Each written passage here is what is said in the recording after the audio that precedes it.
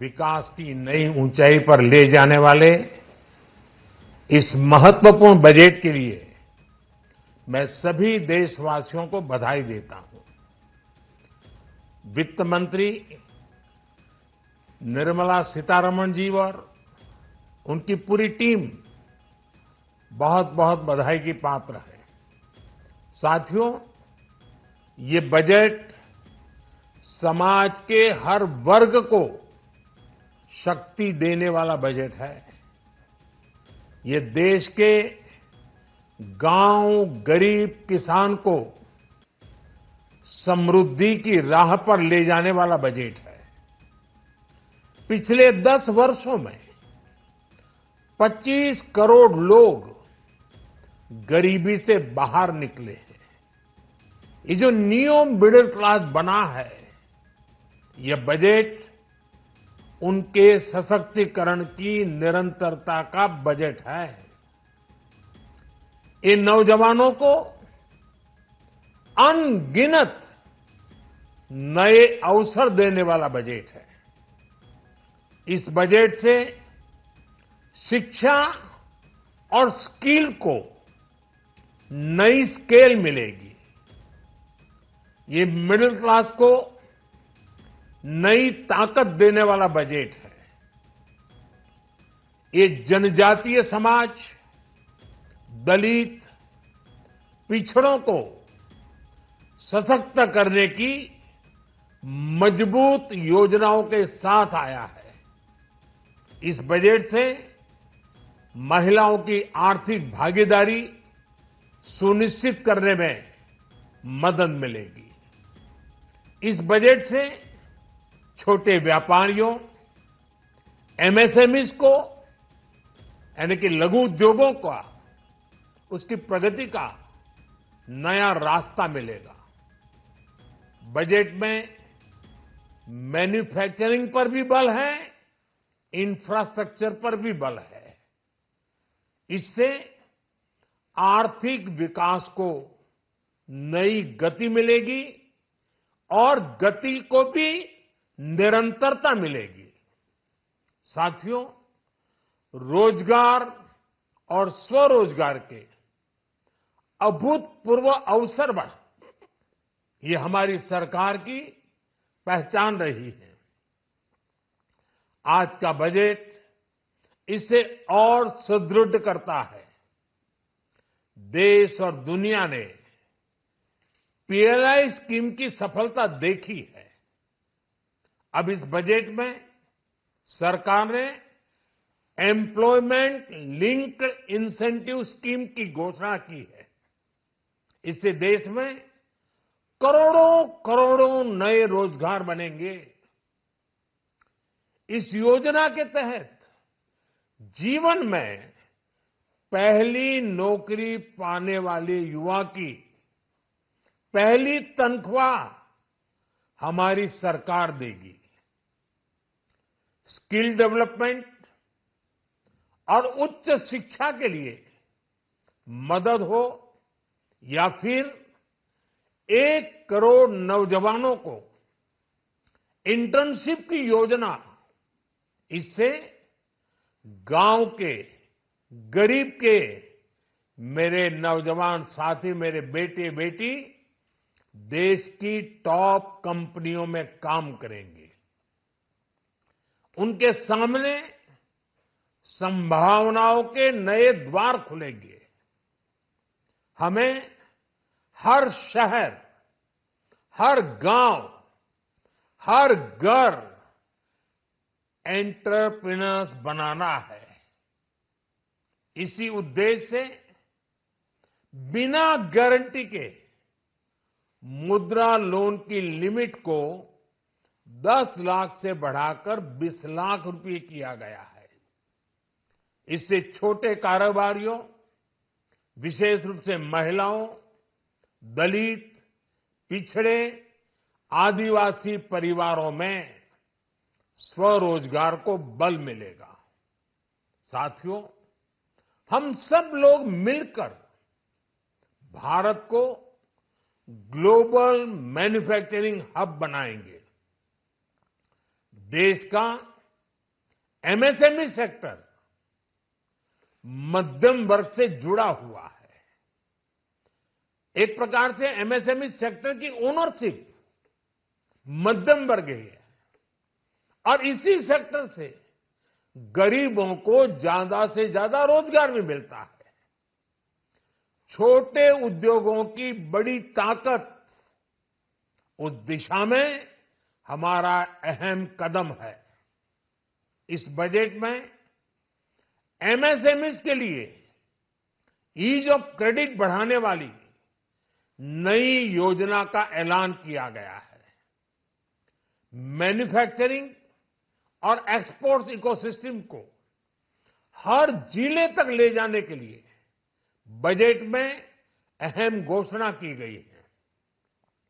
E commerce, export hubs और food quality testing के लिए 100 यूनिट्स, ऐसे कदमों से वन डिस्ट्रिक्ट वन प्रोडक्ट अभियान को गति मिलेगी।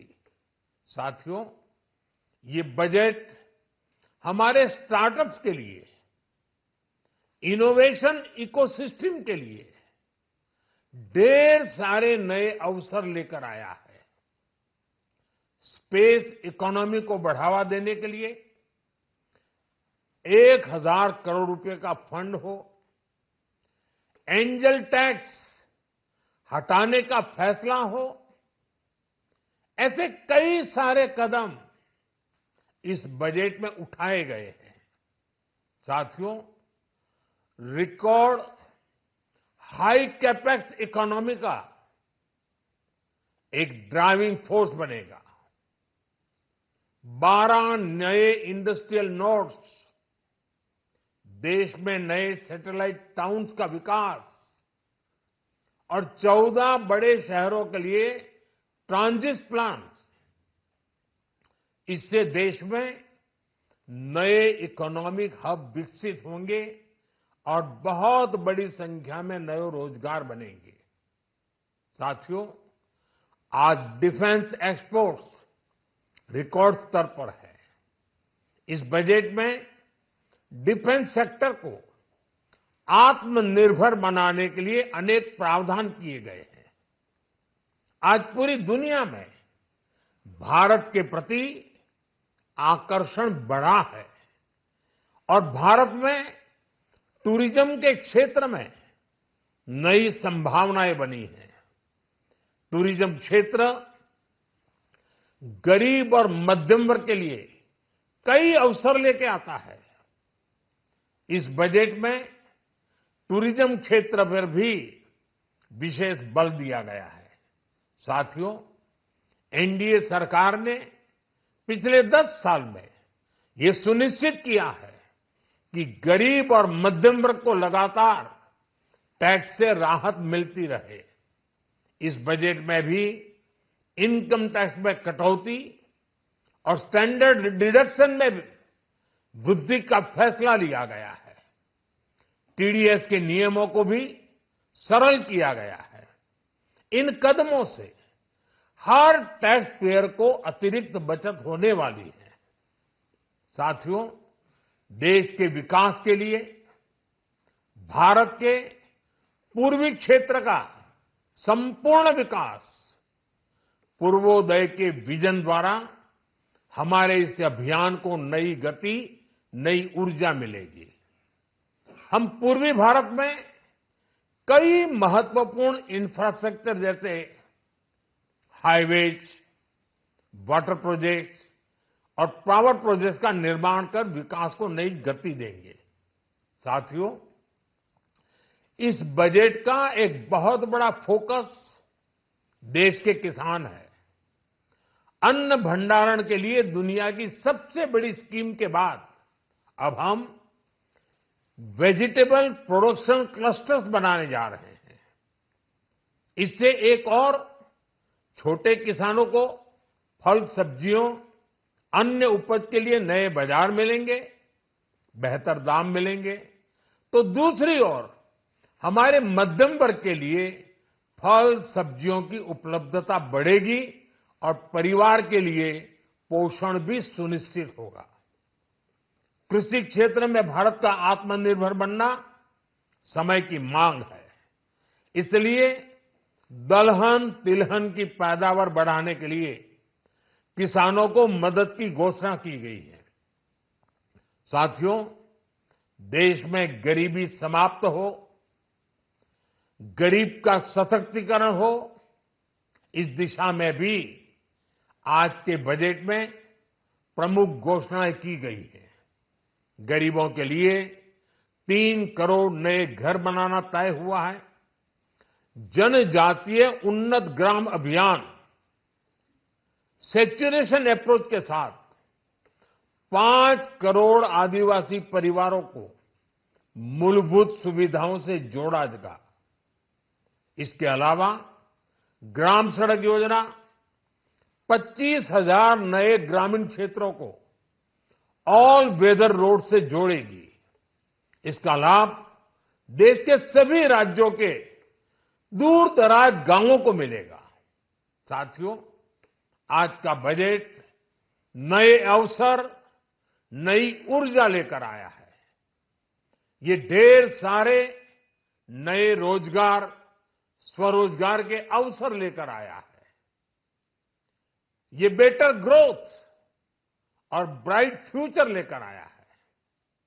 आज का बजट भारत को दुनिया की तीसरी सबसे बड़ी आर्थिक ताकत बनाने के उस पूरी प्रक्रिया में कैटलिस्ट का काम करेगा। विकसित भारत की एक ठोस नींव रखेगा। सभी देशवासियों को बहुत बहुत शुभकामनाएं। तो प्रधानमंत्री मोदी की तरफ से ये बड़ी बातें कही गई हैं। आज देश का बजट 24-25 का पेश हुआ और उसके बाद प्रधानमंत्री मोदी की तरफ से ये वक्तव्य रखे गए। कहां-कहां के क्षेत्र में भारत को विकास की जरूरत है और इसके साथ ही डिफेंस सेक्टर को कैसे आत्मनिर्भर बनाया जाए। इस बजट का फोकस किसान है, इस बात पर भी फोकस प्रधानमंत्री मोदी का रहा। किसानों को फसल के बेहतर दाम मिले, क्योंकि एमएसपी का जो मुद्दा था वो लगातार देश में उठ रहा था और ऐसे में जब ये बजट पेश किया गया तो प्रधानमंत्री मोदी का फोकस किसानों पर रहा है, अन्नदाताओं पर रहा। इस बजट का फोकस किसान है, ये इस समय स्टेटमेंट प्रधानमंत्री मोदी की तरफ से दिया गया है। आप जानते हैं कि आर्थिक सर्वे भी हाल ही में करवाया गया और उसकी रिपोर्ट जब पेश हुई है तो ये कहा गया है कि तकरीबन जीडीपी ग्रोथ जो है वो 7% तक इस बार जा सकता है। ऐसे में इसको लेकर के घबराने की जरूरत नहीं है। बजट पेश होने से पहले आर्थिक सर्वे होता है और इसकी पूरी रिपोर्ट पेश होती है। तो इन तमाम बातों का जिक्र करते हुए प्रधानमंत्री मोदी की तरफ से ये बड़ी बातें कही गई। दुनिया में भारत के प्रति आकर्षण बढ़ा है और यही वजह है कि जीडीपी के मामले में भी लगातार पदोन्नत इस समय भारत हो रहा है।